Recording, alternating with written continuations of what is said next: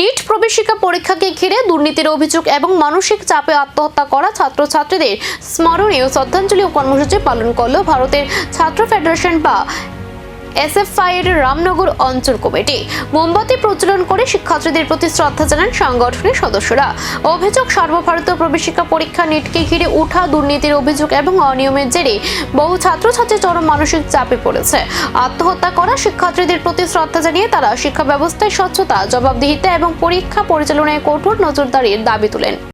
সব থেকে বড় প্রবেশিকা পরীক্ষা হচ্ছে নিট পরীক্ষা, এবং এই পরীক্ষার মাধ্যমে ভবিষ্যৎ প্রজন্মের চিকিৎসা বিজ্ঞান বা ডাক্তার হিসেবে যারা নির্বাচিত হবে, সেই পরীক্ষা হচ্ছে নিট পরীক্ষার মাধ্যমে বিবেচিত হয়। আমাদের দেশে এই নিট পরীক্ষায় কেলেঙ্কারি বা প্রশ্নপত্র ফাঁস হয়েছে, এটা নতুন নয়।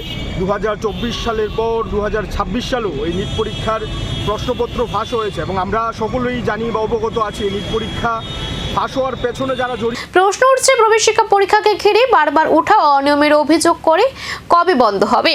শিক্ষার্থীদের আস্থা ফিরিয়ে আনতে কি পদক্ষেপ নেবে সংশ্লিষ্ট কর্তৃপক্ষ? সে উত্তরে এখনো অপেক্ষায় ছাত্রছাত্রী ও অভিভাবক মহলে।